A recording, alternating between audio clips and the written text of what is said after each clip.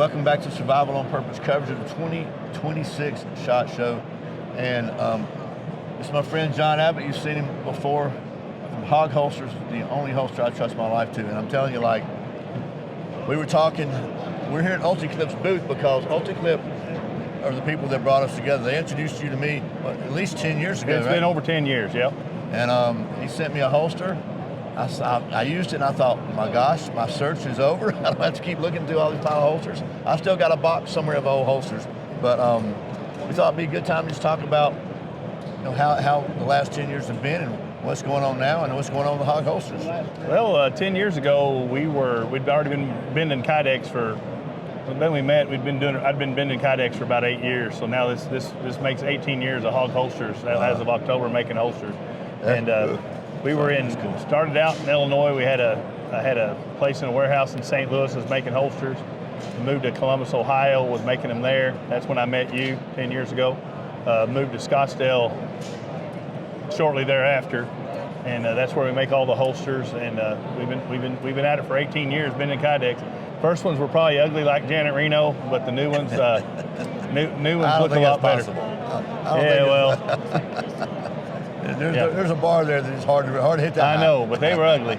I remember when you called me one day on the phone and said, hey, I'm here in Atlanta picking up a trailer. I mean, eat lunch, and I couldn't make it. It was at work. I thought, man, that's pretty cool. Nobody I've ever worked with over the internet's done that. And then we were here at SHOT Show, maybe my first SHOT Show in 2016. I don't know, but I went up in the media room and somebody hollered, hey, Brian. I'm like, there's this guy wearing a pair of shorts. You're not wearing them today. I'm not wearing shorts today. I'll tell you why. I got a little older, and I still wear shorts in Scottsdale, but when you walk around SHOT Show for 3 or 4 days, you wear these things called compression socks, and they help a lot. And my wife told me there's no way you can wear shorts and compression socks. You got black ones? That would be really cool. Yeah, they're black. Yeah. They work. If you do that, you got to wear sandals with them. I'm telling you, no. My wife is in control of that kind of stuff. And we don't do that. I'm wearing long pants, man. You haven't seen that. I haven't, very rarely.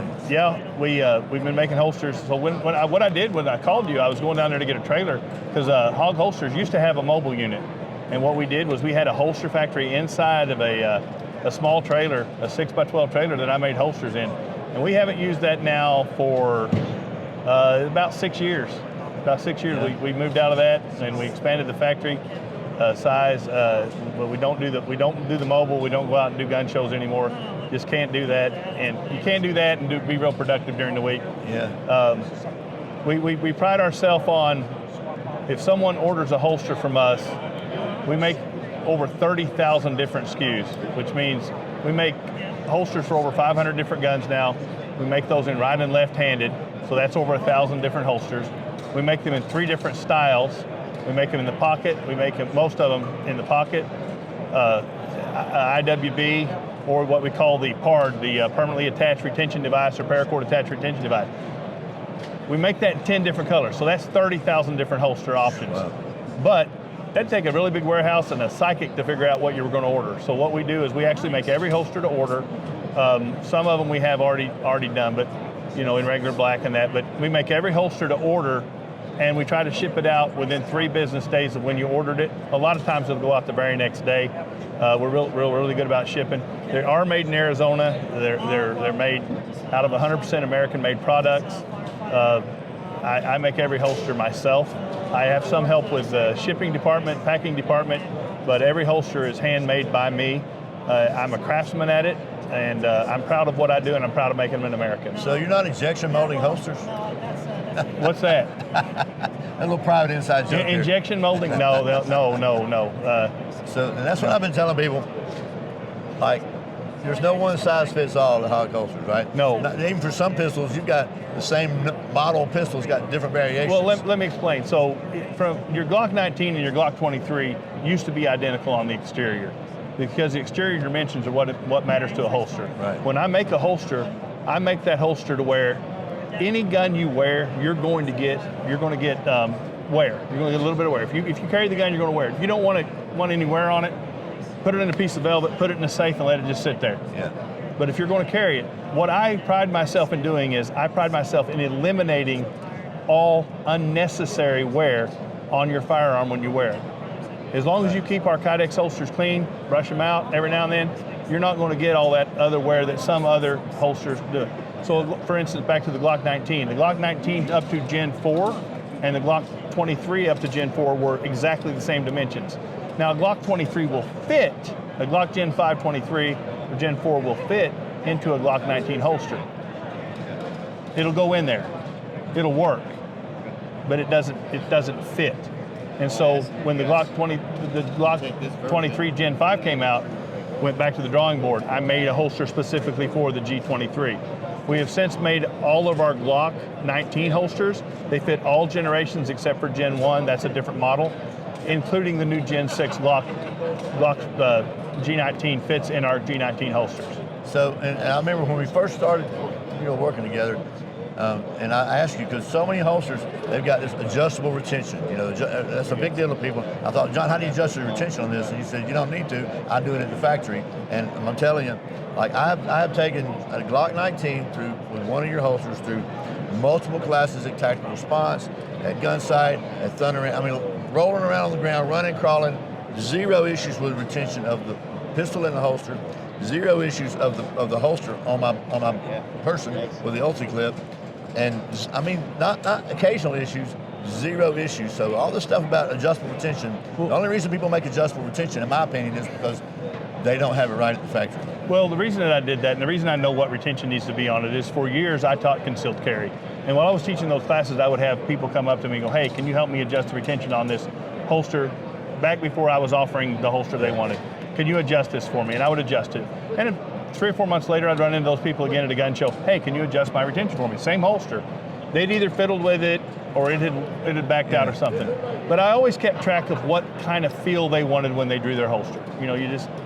I know there's no such thing as muscle memory, but when you're drawing a gun, you get that, you know what it feels like. Yeah.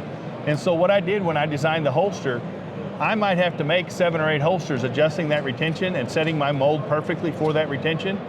But then, when I set that retention, it is what the majority and the vast majority of those people wanted it to adjust it to. So a lot of people will buy a TV, take it home, hang it on the wall. It works. Why did it need adjusted? If you make something right, we've never had a complaint with people losing hardware. Not a complaint. It's not a regular thing that happens. Sometimes people will take it apart without paying attention. They'll lose a screw or something and they give me a call. I think I've got about 10 of those calls in the last 7 years. But the thing of it is we don't lose hardware on a HAWG holster. We use some proprietary hardware that acts like a wrench inside of the holster, the double tapped HAWG nut. We've been doing that for a long time with our ulti clips. Make it very easily to go on there. I like that, double tap HAWG nut. Yes, sir. It's one nut with 2 holes.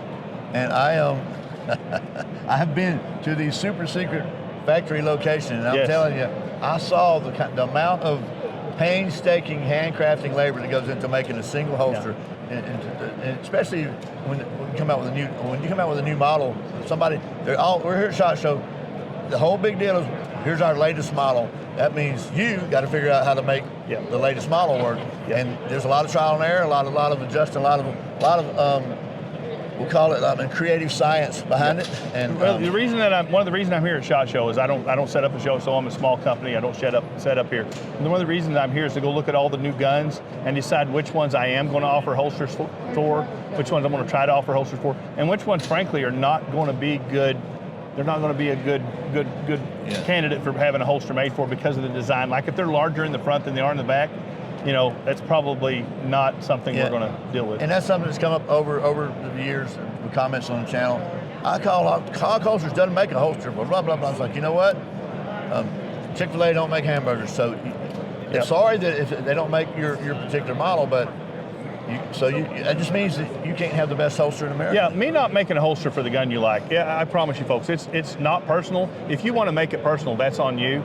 It's just because of the fact that maybe it's not a good fit for our company, maybe it's not a good fit for Kydex, maybe there's not a mold available for it, or maybe there's geopolitical reasons I don't make that particular holster. I picked a side a long time ago and I stick to that side.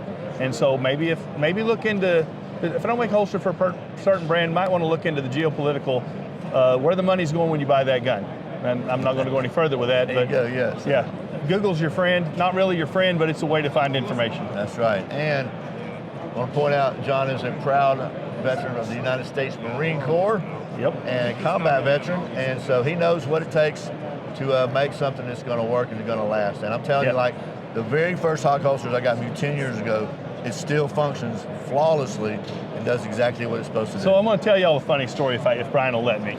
Here we go. So a while back we had need to get the beepers ready. No, we had a guy order a holster, and he didn't like the retention, and it was a custom holster that we made for him, sent to him, and he didn't like the retention, and I knew the retention was probably okay, but you know what?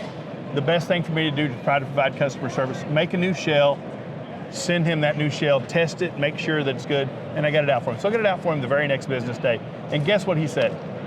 He said, and you've been to the factory, that I had it made in China, and I had the shell sitting there. They're all custom. I make every holster. That was, I've had people cuss me. Yeah, your shell is a piece of flat Kydex. The reason everything is in stock is did I point out that we make up 30,000 different options? Yeah. Okay, so right now we have every holster that we make and offer on our website is in stock. However, right now it's a flat piece of Kydex about that big. For some guns it's that big, and for some guns it's smaller. But every one of them is in stock. It just requires assembly. And assembly starts with me heating that Kydex up, putting it on our mold, letting it sit there till it cools down. The Kydex is about 300 degrees. I handle it with these bare hands. I make every holster myself, and I'm very proud of that fact. I'm a holster craftsman. There you go. Well, I'll say this, I'm so happy that UltiClip brought us together because... Yeah, UltiClip, yes. And I have people sometimes, why do you use UltiClip? And I'm like, because they're awesome. They work. Yeah. The only problem I have with UltiClip is I wish I'd invented it. And I want to talk about a new project if you've got time for me to talk about. There's a lot of knife companies out there that are awesome, and sometimes you lose the sheath, or sometimes you just want a different sheath for whatever reason. And stay tuned, because we're going to start offering a system where you mail us the knife, we hand carry your knife through the factory and produce a very good sheath for it. And we bring it out the end, and it will have an UltiClip or the new APH from UltiClip that won at the Blade Show for the new product. Very good clip on it. Stay tuned for that, because that's going to happen. We will have a limit. You'll have to pre-order, so we'll say we got 10 a day, because those take a while to make a sheath. They're each handcrafted on your knife, and when we offer that, we will have a limited number of orders each day. And you'll have to go on there, and you'll have to be early to do that, because we've already experimented with this a little bit. And because we can only do about 10 of those a day, adding on to our current workload, they'll be every day you order it. Then you order it first, you'll mail it in. We'll give you a number you put on it, put your address. We'll even have a video telling you how to pack your knife up to send it to us for safety for UPS and all those workers. And when it comes back, it'll have a custom-made, veteran-made American sheath put on it that was made with pride for your knife. We like our sheaths for the knives. We've been making sheaths for years for friends. Now I'm going to start doing it for people that are across the country. That's cool. And to be fair, John's too I don't know, I've never thought of use diplomatic before, but you're too diplomatic to say it. Some people make really good knives and they put them in really crappy sheaths, and that's just the way it is. It's usually that's because they're able to make the knives really cheaply, but sometimes if they put a real good sheath on it, it would cost more than the knife. So if you got a knife that's like, it's a great knife, but it's a budget knife, but it's really a great knife, I want to make sure I got a good sheath for this. You may wind up paying more for a sheath than you do for a knife, depending on the knife, the cost of the knife. But at the end, what matters is how good a system you have when you have the knife and the sheath together, because you got a fixed blade, your sheath is a critical component of that system. Correct. And the other thing is I'm really good at making sheaths and holsters. And I am no good at making a knife. And I will tell you, the good book, people are given talents. And God gives people talents. He might give that person, he gave you a talent of making good videos, being a great plumber. He gave me a talent of making holsters. And the thing of it is he gave that guy that makes that knife that talent to make that knife. Some people are lucky enough they got both the talent to make the knife and the sheath. I ran into one of them over there. I wish I could remember their name right now. But they're over there, veteran-owned company, and their knives and sheath are just perfect. I promise you, if you buy one of their knives, you're not going to want one of my sheaths for it. You're not going to need it. But the thing of it is their talent for a knife didn't translate to making sheaths.